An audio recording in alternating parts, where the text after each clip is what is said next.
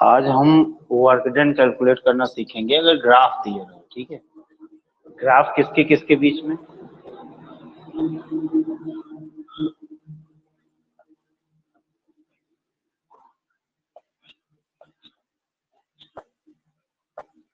Calculation of work by, सोच किसके किसके अगर बीच में ग्राफ होगा, एफ और एक्स ना, क्योंकि डी डब्ल्यू क्या होता है, एफ टी एक्स होता है। तो हम कहेंगे कि एफ और एक्स के बीच में अगर ग्राफ दिया हो तो वहां से वर्क डन कैसे कैलकुलेट करना है।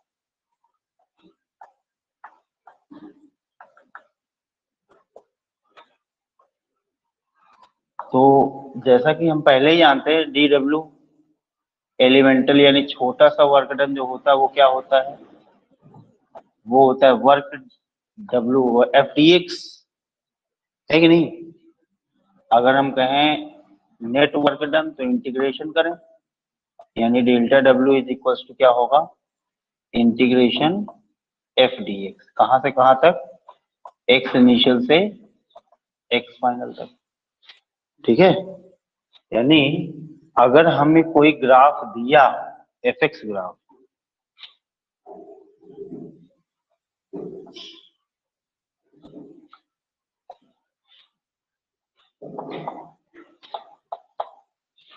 मान लो इस तरीके से दिया है, ये कुछ ऐसा ग्राफ है।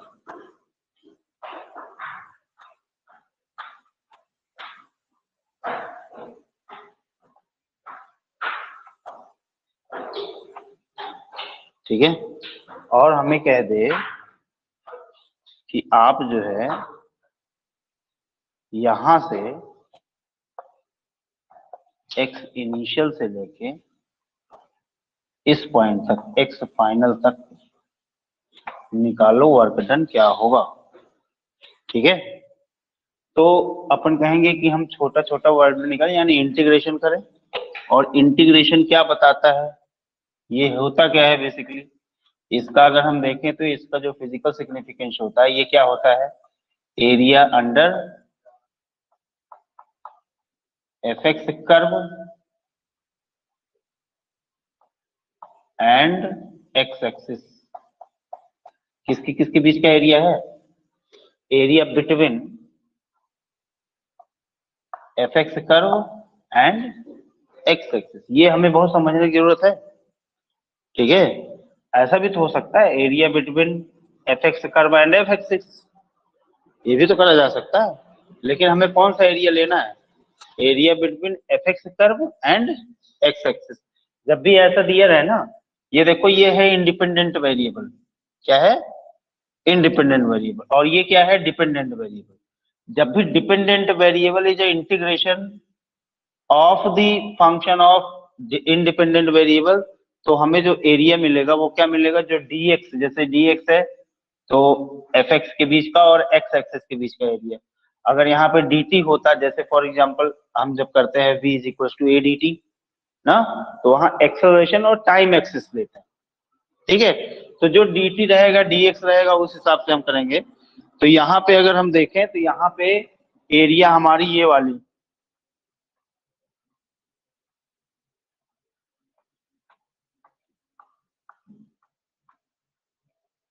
ठीक है, ये जो हमने शेडेड रीजन करा है यही क्या देगा, यही है area between F x curve and x axis, यही तो है। तो हम कहेंगे भाई साहब जब एरिया ये है तो जो अपना वर्क डन होगा वो इसी पे डिपेंड करेगा।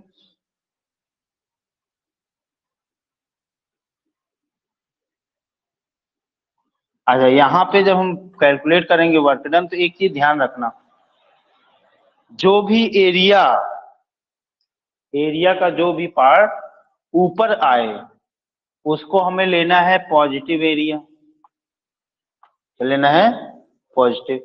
जो भी नीचे आए उसे क्या लेना, हमें नेगेटिव लेना है। यानी अगर एरिया ऊपर है, यानी एक्स एक्सिस के ऊपर, तो हम कहेंगे जो वर्क डन हो रहा है वो क्या हो रहा है, पॉजिटिव हो रहा है। ठीक है, अगर एरिया एक्स एक्सिस के नीचे है तो हम कहेंगे वर्क डन क्या हो रहा है, निगेटिव हो रहा है। कैसा हो रहा है, निगेटिव। आई बात समझ में? जैसे फॉर एग्जांपल अगर अपने पास सपोज एक क्वेश्चन है,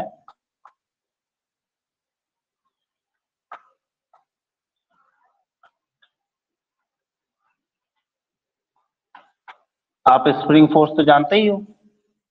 स्प्रिंग फोर्स का जो ग्राफ जाएगा बेटा वो कैसे जाएगा, F बराबर माइनस के एक्स, यानी ओरिजिन से होके जाएगा और स्लोप उसका क्या होगा, निगेटिव होगा, है कि नहीं? ये ऐसे जाएगा, सही है ना, ऐसे जाता है। अब अगर हम कहें वर्क डन, तो वर्क डन क्या होगा, वर्क डन आप देखोगे, वर्क डन बताओ क्या होगा, एक्स इनिशियल से एक्स फाइनल के बीच में, ठीक है, कोई सा भी रहे। तो देखो यहाँ पे जब इस वाले पोर्शन में रहा, ठीक है, यहाँ पे इस वाले पोर्शन में रहा, यहाँ पे रहा तो पॉजिटिव हुआ, सॉरी निगेटिव हुआ वर्क डन, और यहाँ पे रहा तो पॉजिटिव। ऐसा समझ में? ठीक है, तो अगर कभी कैलकुलेट करने के लिए कहेगा तो हम तुरंत कैलकुलेट करेंगे। एरिया अगर हम देखेंगे तो इसके बीच में एरिया, ये वाली एरिया और ये वाली एरिया, यहाँ पे इंटीग्रेशन लगाने की जरूरत नहीं पड़ने, बिना किए भी आ जाएगा, बिना इंटीग्रेशन के भी आ सकता है ये, ठीक है। हम बिना इंटीग्रेशन के भी तो एरिया निकाल सकते हैं यहाँ पे, बोलो सही है ना? हाँ, बिना इंटीग्रेशन के भी एरिया निकाला जा सकता है, क्योंकि अगर ये देखे तो ये ट्रायंगल बन रहा है, क्या बन रहा है, triangle, half into base into height. कभी सर्कुलर दे देगा तो भी हमें लगाने की जरूरत नहीं है, रेक्टेंगुलर दे दिया एरिया तो भी हमें लगाने की जरूरत नहीं है। सपोज दैट हमें रेक्टेंगुलर दे दिया इस तरीके से,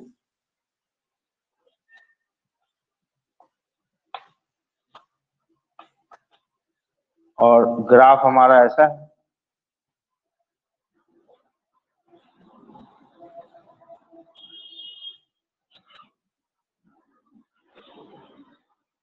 ठीक है। तो बस जो ऊपर रहे एरिया उसको पॉजिटिव ले लो, जो नीचे रहे उसको क्या ले लो, नेगेटिव ले लो, काम बनता। आई बात समझ में? ठीक है, बोल भैया। तो हम ये वाली एरिया निकाल लेंगे।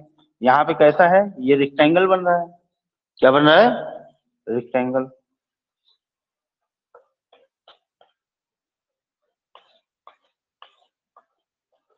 इस तरीके से कैलकुलेट करते चले जाएंगे, ठीक है।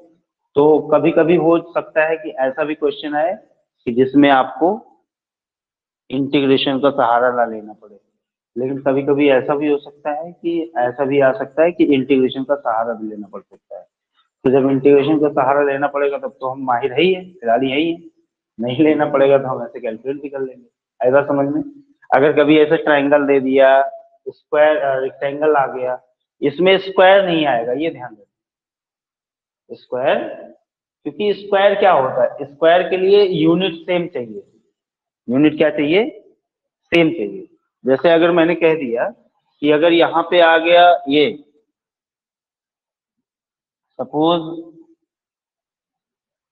ये है और हमने यहाँ पे स्क्वायर बना दिया बकायदा, लो ये हमने कह दिया कि 10 मीटर है और ये 10 न्यूटन है और ये एफ है, ये एक्स है, ये ओरिजिन है 0,0।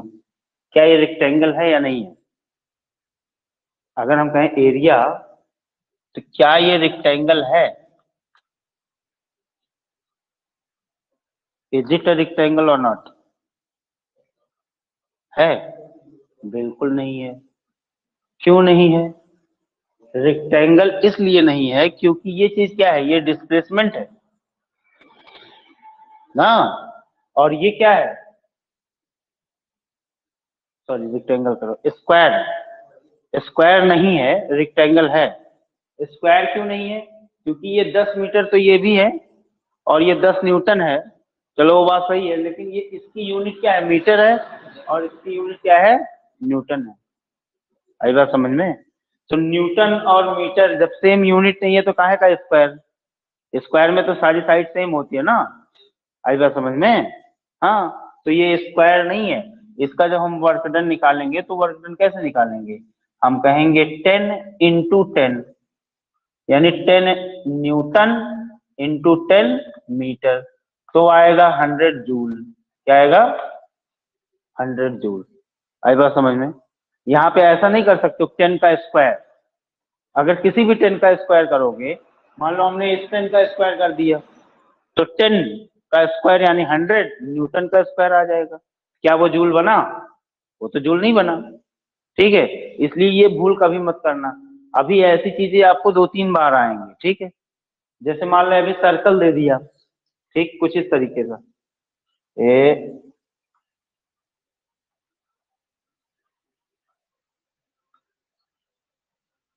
ये ऐसा सेमी सर्कल,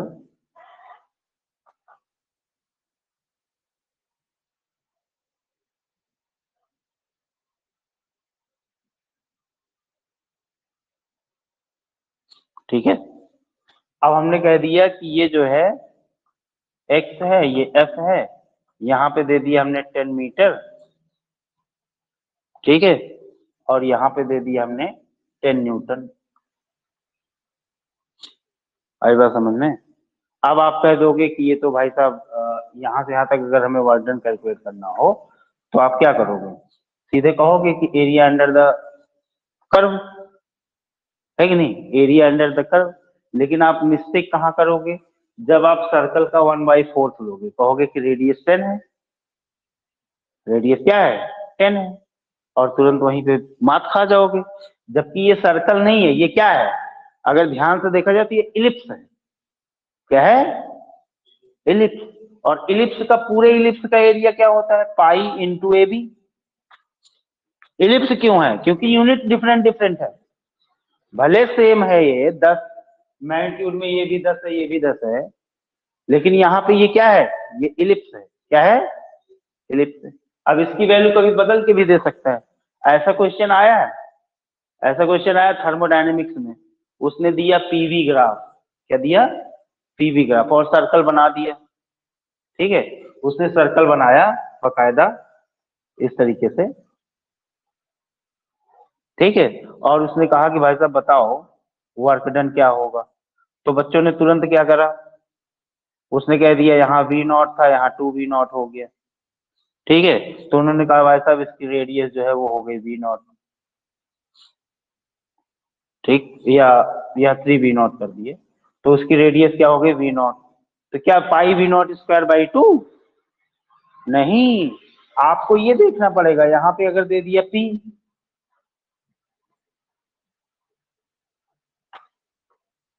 p0 और ये दे दिया 3p0, ठीक है। तो अब अगर देखोगे तो इसका वर्क डन क्या होगा, अब हो जाएगा work done pi into p0 × v0। भाई साहब पाई ए बी, एरिया का फॉर्मूला क्या होता है इलिप्स के, पाई इंटू ए बी। ए क्या है, सेमी मेजर एक्सिस, और बी क्या है, सेमी माइनर एक्सिस। आई बात समझ में। हाँ, p0 v0 ना,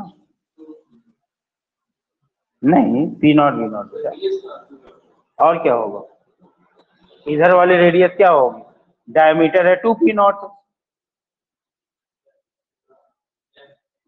उल्लू कहीं गए, भले स्ट्रक्चर कैसा दिख रहा है, स्ट्रक्चर आपको दिख रहा है सर्कल, लेकिन क्या ये सर्कल है, नहीं, दिस इज इलिप्स। क्या है ये, इलिप्स है। इसलिए ध्यान देंगे हम, कभी भी ऐसे फ्लो में आके बहकावा नहीं मारेंगे ना।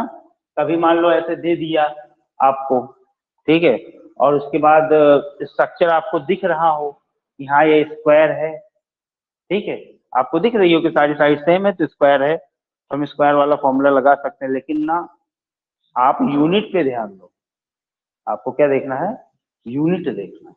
तो वो भले स्क्वायर दिया है लेकिन वो स्क्वायर नहीं है, वो रेक्टेंगल। क्या है, रेक्टेंगल। उसमें हाफ, उसमें एरिया अगर निकालोगे तो लेंथ इंटू ब्रेड्थ ही लगाना, ऐसा नहीं कि साइड का स्क्वायर कर देना, वरना अर्थ का अनर्थ हो जाएगा। आई बात समझ में, ठीक है, नोट इट डाउन।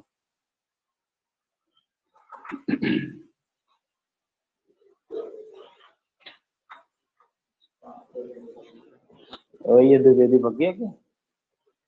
कब से नहीं है?